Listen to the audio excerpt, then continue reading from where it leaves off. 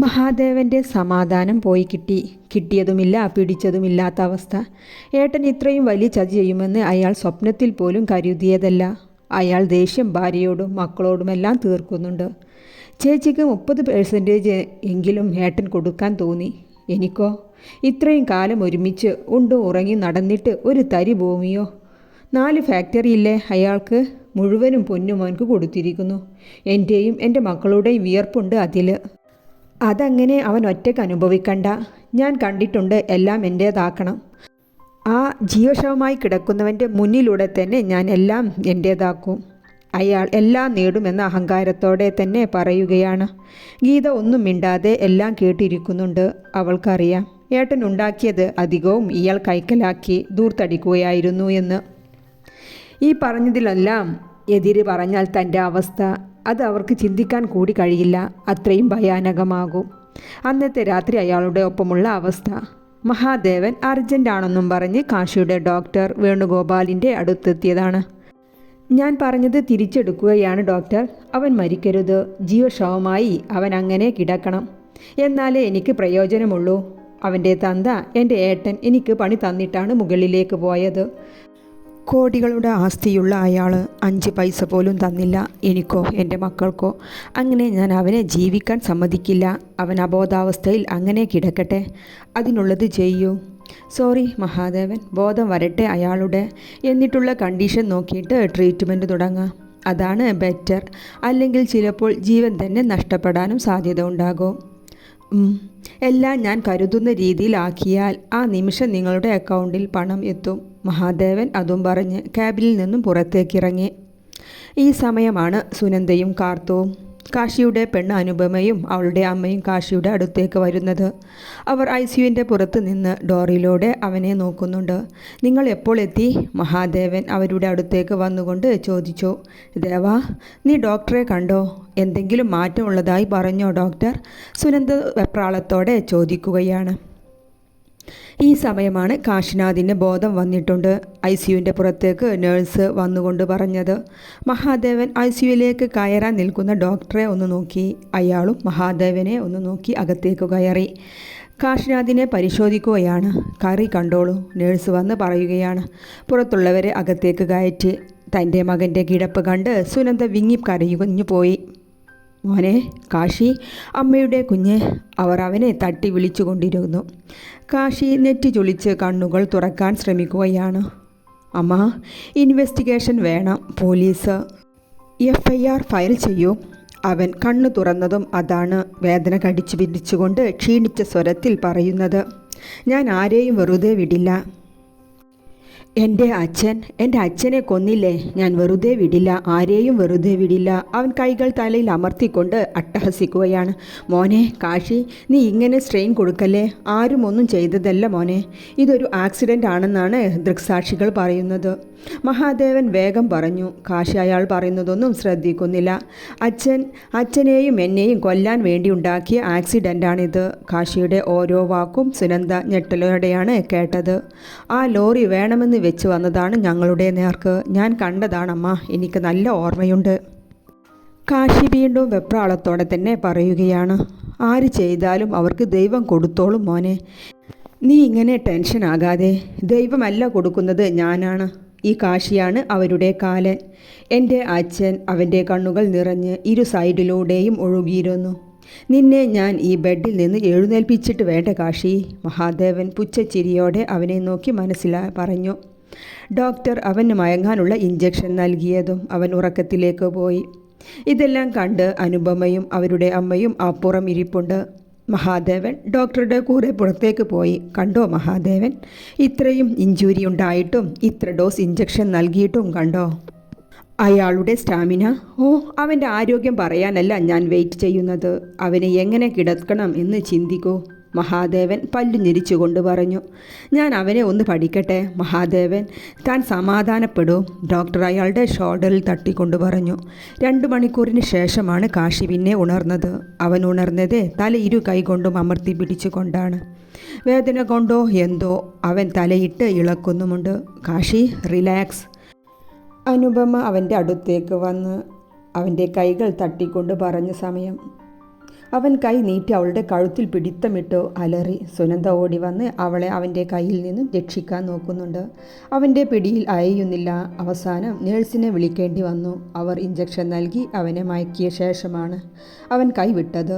അനുപമ കഴുത്തിൽ ഇരു കൈകൊണ്ടും പിടിച്ച് തളർച്ചയോടെ കസേരയിലേക്ക് ഇരുന്നു പോയി. അവളുടെ അമ്മ വെള്ളം വേഗം എടുത്ത് അവൾക്ക് നൽകി. അവൾ നന്നായി ചുമക്കുന്നുണ്ടായിരുന്നു. ഇത് മൾട്ടി പേഴ്സണാലിറ്റി ഡിസോർഡറാണ്. ഇത് എങ്ങനെ മാറും ഡോക്ടർ? അനുപമയാണ്. ട്രീറ്റ്മെൻറ്റ് വേണ്ടി വരും, ഡോക്ടർ അലസതയോടെ പറഞ്ഞു. അനുപമയുടെ അമ്മ സംഗീത അവളെ ചേർത്ത് പിടിച്ച് കാശിയെ ഉറ്റുനോക്കുന്നുണ്ട്. അവർ കുറച്ച് സമയം കൂടി അവിടെ ഇരുന്ന ശേഷം വീട്ടിലേക്ക് പോയി. 3 മണിക്കൂറോളം കഴിഞ്ഞാണ് കാശി പിന്നെ കണ്ണു തുറന്നത്. ആ നേരം അവൻ യഥാർത്ഥ കാശിനാഥനായിരുന്നു.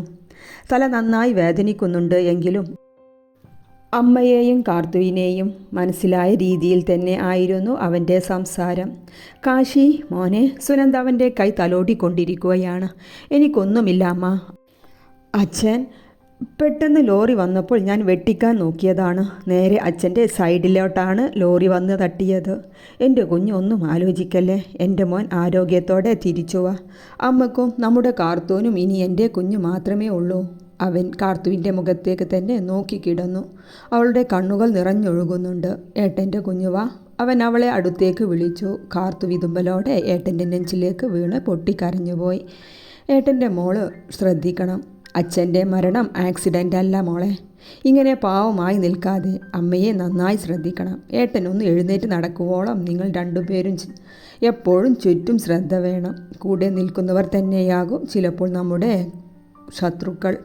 ശ്രദ്ധിക്കണം. അവൻ ആ അവസ്ഥയിലും തൻ്റെ കൂടെ പിറപ്പിൻ്റെയും അമ്മയുടെയും ചിന്തയാണ്. മോനെ. അനുവും അമ്മയും വന്നിരുന്നു. ഓ, ഞാൻ ഉറക്കത്തിലായിരുന്നല്ലോ. അനു എന്തു പറഞ്ഞു? ഞാൻ ഉണരോളം എന്തേ നിൽക്കാഞ്ഞ്? അത് പിന്നെ സുനന്ദയ്ക്ക് പറയാൻ മടി തോന്നി. ഏട്ടാ. അനുചേച്ചി ഏട്ടൻ്റെ അടുത്തേക്ക് വന്നതും സ്വബോധത്തിൽ നിന്നിരുന്ന ഏട്ടൻ പെട്ടെന്ന് വയലൻ്റായി. ചേച്ചിയുടെ കഴുത്തിന് പിടിച്ചു. ഞാനോ? എനിക്ക് ഓർമ്മ വരുന്നില്ലല്ലോ മോളെ. അതെ മോനെ. നേഴ്സ് വന്ന് ഇഞ്ചക്ഷൻ വന്നതുകൊണ്ടാണ് നീ അനുമോളെ വിട്ടത്. അല്ലെങ്കിൽ സുനന്ദ അതും പറഞ്ഞു നിർത്തി. അമ്മ. കാശി ആശ്വാസത്തോടെ അമ്മയെ നോക്കി അങ്ങനെ കിടന്നു. പോട്ടെ മോനെ, എല്ലാം ശരിയാകും. അമ്മയില്ലേ എൻ്റെ മോൻ്റെ കൂടെ. നമുക്ക് നല്ല ട്രീറ്റ്മെൻറ്റ് നോക്കാം. സുനന്ദ അവൻ്റെ കയ്യിൽ തലോടിക്കൊണ്ട് പറഞ്ഞു. കാശിയുടെ അവസ്ഥക്ക് ആ ഹോസ്പിറ്റലിൽ നിന്ന് മാറ്റം കാണാത്തത് കൊണ്ട് സുനന്ദ മെൻ്റൽ ഹെൽത്ത് ഹോസ്പിറ്റലിലേക്ക് വന്നതാണ്. അവിടുത്തെ അന്തേവാസികളെ കണ്ടതും ആ അമ്മയുടെ മനസ്സൊന്ന് പിടഞ്ഞു. അവിടുത്തെ മെയിൻ അറ്റൻഡർ സുഗുണൻ അവരെ ഡോക്ടറുടെ ക്യാമ്പിലേക്ക് കൊണ്ടുപോയി. ഡോക്ടർ നാസർ 60നോട് അടുത്ത പ്രായമുള്ള നീണ്ട മെലിഞ്ഞ വെളുത്ത ആൾ. ഫേമസ് സൈക്കാട്രിസ്റ്റാണ് അദ്ദേഹം. കാശിയുടെ ട്രീറ്റ്മെൻറ്റ് ഡീറ്റെയിൽ എല്ലാം നോക്കുകയാണ്. എന്താ ഡോക്ടർ, എൻ്റെ മോൻ ഇനി പഴയ രൂപത്തിലേക്ക് കൊണ്ടുവരാൻ കഴിയില്ലേ? റിപ്പോർട്ടെല്ലാം നോക്കിക്കൊണ്ട് സുനന്ദയെ ഒന്ന് നോക്കി ഡോക്ടർ. ഞാൻ എന്താ നിങ്ങളോട് പറയുക മിസ്സിസ് സദാശിവൻ, കാശിനാഥിൻ്റെ ബ്രെയിനിൽ ഡാമേജ് വന്നിട്ടുണ്ട്. ഈ കാരണം കൊണ്ടാണ് അദ്ദേഹം ഈ അവസ്ഥയിൽ പെരുമാറുന്നത്. അയ്യോ, എൻ്റെ മോൻക്ക് ഒരിക്കലും നോർമലാകാൻ കഴിയില്ലേ ഡോക്ടർ? കേട്ട വാർത്തയിൽ സുനന്ദയ്ക്ക് വെപ്രാളം കൂടി. അദ്ദേഹത്തിൻ്റെ ഫിസിക്കൽ കണ്ടീഷൻ നോർമലായാലും മെൻ്റൽ പ്രോബ്ലത്തിനുള്ള ചികിത്സ കൊടുക്കാത്തിടത്തോളം ഇങ്ങനെയേ തുടരൂ. പുറത്ത് UK-യിലോ മറ്റോ കൊണ്ടുപോകണോ ഡോക്ടർ? എവിടെ വേണമെങ്കിലും ഞാൻ കൊണ്ടുപോകാം. എൻ്റെ മോൻ പഴയ സ്ഥിതിയിലേക്ക് വന്നാൽ മതി. സുനന്ദ ആകാംക്ഷയോടെ ചോദിച്ചു. ഇവിടെ അതിനുള്ള എല്ലാ സൗകര്യവുമുണ്ട് മാഡം. സദാശിവൻ സാറിൻ്റെ മകൻ്റെ കാര്യമല്ലേ. ഞാൻ ബെറ്റർ ട്രീറ്റ്മെൻറ്റ് കൊടുക്കാം. നിങ്ങൾ സമാധാനമായി പോകൂ. ഞാൻ വേണ്ടത് ചെയ്യാം. നന്ദിയുണ്ട് ഡോക്ടർ. എൻ്റെ കുഞ്ഞിൻ്റെ ഭാവി ജീവിതം ഡോക്ടറുടെ കയ്യിലാണ്. സുനന്ദ സാരി മുന്താണിക്കൊണ്ട് കണ്ണുകൾ തുടച്ച് ഡോക്ടർ നൽകിയ കാശിയുടെ ട്രീറ്റ്മെൻറ്റ് ഫയലും പിടിച്ച് ക്യാബിനിൽ പുറത്തേക്ക് ഇറങ്ങി. ഡോക്ടർ നാസറിൻ്റെ നേതൃത്വത്തിൽ ബെറ്റർ ട്രീറ്റ്മെൻറ്റിനു വേണ്ടി അദ്ദേഹത്തിൻ്റെ കെയർ ഓഫ് മൾട്ടി സ്പെഷ്യാലിറ്റി ഹോസ്പിറ്റലിലേക്ക് മാറ്റിയിട്ടുണ്ട് കാശിയെ. ആദ്യം അവൻ്റെ ഫിസിക്കലി ആയിട്ടുള്ള ഡാമേജിനുള്ള ട്രീറ്റ്മെൻറ്റ് നൽകാനാണ് തീരുമാനിച്ചത്. തലയിലുള്ള സാരമായ പരിക്കും പിന്നെ കയ്യിലും മറ്റുമുള്ള ഡാമേജിനുമെല്ലാം. കൂടെ ഡോക്ടർ നാസറിൻ്റെ മേൽനോട്ടം എല്ലായ്പ്പോഴും അവൻ്റെ മേൽ ഉണ്ടായിരുന്നു. 1-2 മാസം വേണ്ടി വന്നു അവൻ്റെ പരിക്കുകളെല്ലാം ഭേദമാകാൻ. അവൻ്റെ ബ്രെയിനിൻ്റെ ഡാമേജ് മൂലം ഇടയ്ക്കൊക്കെ അവൻ ഡബിൾ മൈൻഡഡ് ആകാറുണ്ട്. സ്വബോധമുള്ളപ്പോഴേ വീട്ടിലേക്ക് പോകുന്ന കാര്യമേ അവന് പറയാനുള്ളൂ. സുനന്ദയും മകൾ കാർത്തവും അവൻ്റെ കൂടെ എപ്പോഴുമുണ്ട്. കാർത്തു +2 കഴിഞ്ഞ് മെഡിക്കലിന് എൻട്രൻസ് കോച്ചിങ്ങിന് കയറാൻ നോക്കുകയാണ്. വയസ്സ് 18 ആയിട്ടുള്ളൂ. അമ്മ, ഡോക്ടറോട് പറഞ്ഞ് ഡിസ്ചാർജ് വാങ്ങിക്കോ. എനിക്കിപ്പോൾ പ്രോബ്ലം ഒന്നുമില്ല. കാശി സുനന്ദയോട് വാശി പിടിക്കുകയാണ്. പുറമേ അവൻക്ക് ഇപ്പോഴും കുഴപ്പമൊന്നും കാണുന്നില്ല. പക്ഷേ ഇടയ്ക്കിടയ്ക്ക് വരുന്ന തലയിലെ വേദനയും ചെവിയിലൂടെയുള്ള മൂളക്കവും അവനെ വല്ലാത്ത അവസ്ഥയിൽ കൊണ്ടെത്തിക്കാറുണ്ട്. ഡോക്ടർ, എനിക്ക് വീട്ടിൽ പോകണം. എൻ്റെ അച്ഛൻ മരിച്ചുപോയി. വീടിൻ്റെ ഉത്തരവാദിത്വം എനിക്കാണ്. ഞാൻ അവിടെ ഇല്ലെങ്കിൽ ശരിയാവില്ല. ഡോക്ടർ നാസറെ കണ്ടതും അവൻ ദയനീയമായി പറഞ്ഞുകൊണ്ടിരിക്കുകയാണ്.